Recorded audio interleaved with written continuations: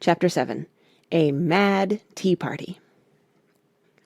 There was a table set out under a tree in front of the house, and the March Hare and the Hatter were having tea at it. A dormouse was sitting between them, fast asleep, and the other two were using it as a cushion, resting their elbows on it and talking over its head. Very uncomfortable for the dormouse, thought Alice, only as it's asleep, I suppose it doesn't mind. The table was a large one, but the three were all crowded together at one corner of it. "No room, no room!" they cried out when they saw Alice coming. "There's plenty of room," said Alice indignantly, and she sat down in a large armchair at one end of the table. "Have some wine," the March Hare said in an encouraging tone. Alice looked all round the table, but there was nothing on it but tea. "I don't see any wine," she remarked. "There isn't any," said the March Hare. "Then it wasn't very civil of you to offer it," said Alice angrily. "It wasn't very civil of you to sit down without being invited," said the March Hare. "I didn't know it was your table," said Alice. "It's laid for a great many more than three." "Your hair wants cutting," said the Hatter. He had been looking at Alice for some time with great curiosity, and this was his first speech. "You should learn not to make personal remarks," Alice said with some severity. "It's very rude." The Hatter opened his eyes very wide on hearing this, but all he said was, "Why is a raven like a writing-desk?" "Come, we shall have some fun now," thought Alice. "I'm glad they've begun asking riddles. I believe I can guess that," she added aloud. "Do you mean that you think you can find out the answer to it?" said the March Hare. "Exactly so," said Alice. "Then you should say what you mean," the March Hare went on. "I do," Alice hastily replied. At least, I mean what I say. That's the same thing, you know." "Not the same thing a bit," said the Hatter. "You might just as well say that I see what I eat is the same thing as I eat what I see." "You might just as well say," added the March Hare, "that I like what I get is the same thing as I get what I like." "You might just as well say," added the Dormouse, who seemed to be talking in his sleep, "that I breathe when I sleep is the same thing as I sleep when I breathe." "It is the same thing with you," said the Hatter, and here the conversation dropped, and the party sat silent for a minute, while Alice thought over all she could remember about ravens and writing-desks, which wasn't much. The Hatter was the first to break the silence. "What day of the month is it?" he said, turning to Alice. He had taken his watch out of his pocket, and was looking at it uneasily, shaking it every now and then, and holding it to his ear. Alice considered a little, and then said, "The 4th." "2 days wrong," sighed the Hatter. "I told you butter wouldn't suit the works," he added, looking angrily at the March Hare. "It was the best butter," the March Hare meekly replied. "Yes, but some crumbs must have got in as well," the Hatter grumbled. "You shouldn't have put it in with the bread-knife." The March Hare took the watch and looked at it gloomily. Then he dipped it into his cup of tea and looked at it again. But he could think of nothing better to say than his first remark. "It was the best butter, you know." Alice had been looking over his shoulder with some curiosity. "What a funny watch," she remarked. "It tells the day of the month, and doesn't tell what o'clock it is." "Why should it?" muttered the Hatter. "Does your watch tell you what year it is?" "Of course not," Alice replied very readily, "but that's because it stays the same year for such a long time together." "Which is just the case with mine," said the Hatter. Alice felt dreadfully puzzled. The Hatter's remark seemed to have no sort of meaning in it, and yet it was certainly English. "I don't quite understand you," she said, as politely as she could. "The Dormouse is asleep again," said the Hatter, and he poured a little hot tea upon its nose. The Dormouse shook its head impatiently, and said, without opening its eyes, Of course, just what I was going to remark myself." "Have you guessed the riddle yet?" the Hatter said, turning to Alice again. "No, I give it up," Alice replied. "What's the answer?" "I haven't the slightest idea," said the Hatter. "Nor I," said the March Hare. Alice sighed wearily. "I think you might do something better with the time," she said, "than waste it in asking riddles that have no answers." "If you knew time as well as I do," said the Hatter, "you wouldn't talk about wasting it. It's him." "I don't know what you mean," said Alice. "Of course you don't," the Hatter said, tossing his head contemptuously. "I dare say you never even spoke to time." "Perhaps not," Alice cautiously replied, "but I know I have to beat time when I learn music."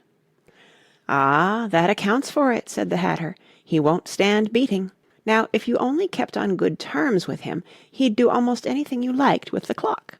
For instance, suppose it were 9 o'clock in the morning, just time to begin lessons. You'd only have to whisper a hint to time, and round goes the clock in a twinkling.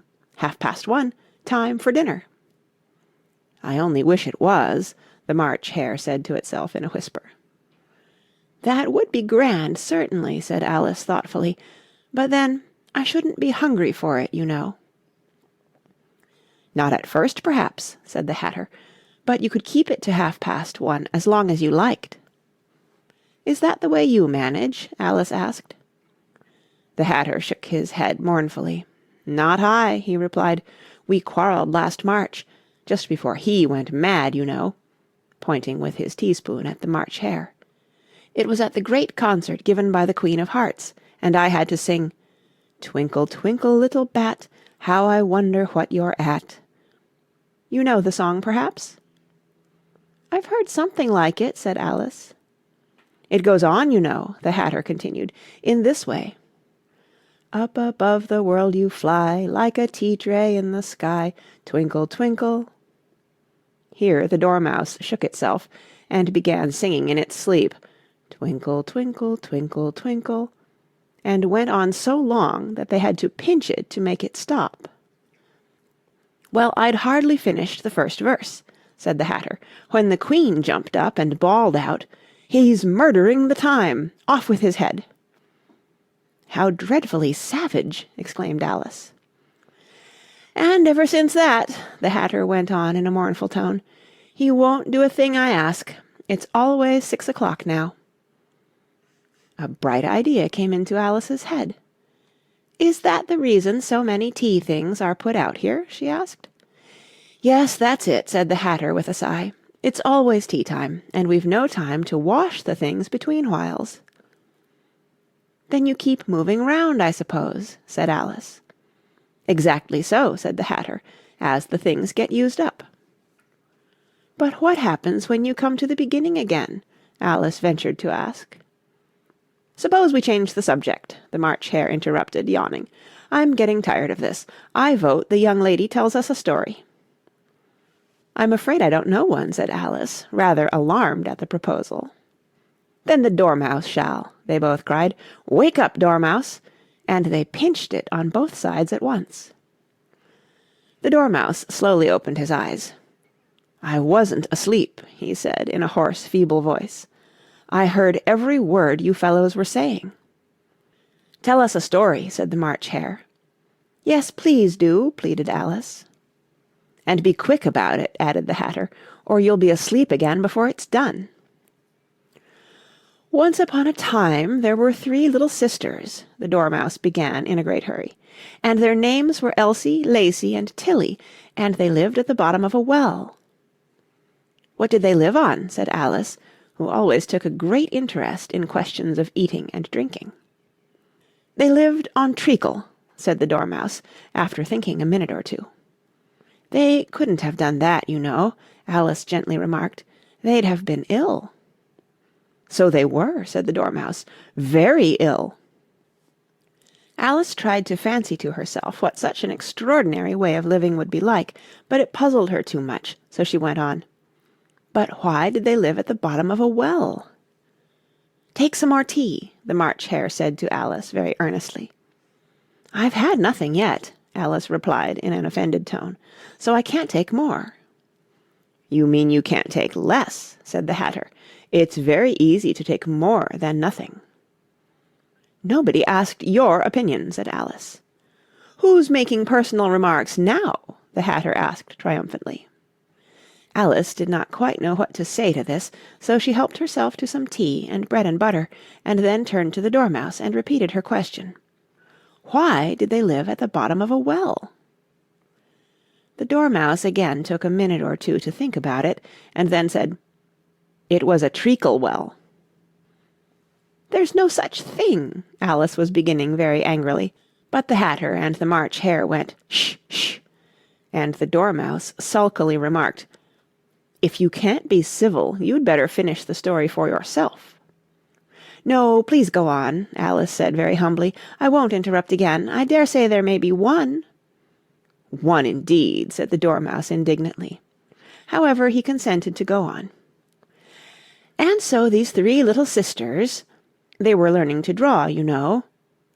"What did they draw?" said Alice, quite forgetting her promise. "Treacle," said the Dormouse, without considering at all this time. "I want a clean cup," interrupted the Hatter. "Let's all move one place on." He moved on as he spoke, and the Dormouse followed him. The March Hare moved into the Dormouse's place, and Alice rather unwillingly took the place of the March Hare. The Hatter was the only one who got any advantage from the change, and Alice was a good deal worse off than before, as the March Hare had just upset the milk jug into his plate. Alice did not wish to offend the Dormouse again, so she began very cautiously, "But I don't understand. Where did they draw the treacle from?" "You can draw water out of a water well," said the Hatter, "so I should think you could draw treacle out of a treacle well, eh, stupid?" "But they were in the well," Alice said to the Dormouse, not choosing to notice this last remark. "Of course they were," said the Dormouse. "Well in." This answer so confused poor Alice that she let the Dormouse go on for some time without interrupting it. "They were learning to draw," the Dormouse went on, yawning and rubbing its eyes, for it was getting very sleepy, "and they drew all manner of things, everything that begins with an M." "Why with an M?" said Alice. "Why not?" said the March Hare.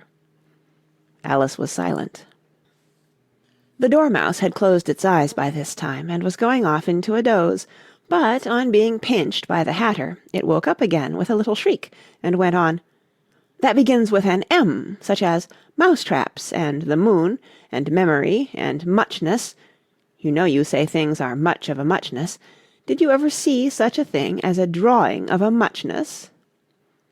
"Really, now you ask me," said Alice, very much confused, "I don't think—" "Then you shouldn't talk," said the Hatter.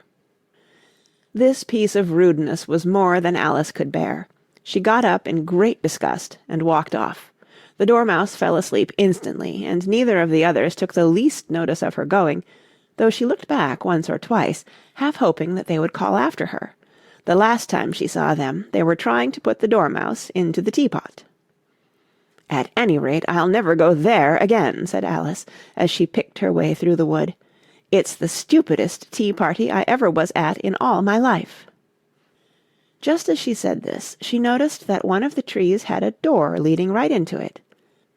"That's very curious," she thought, "but everything's curious today.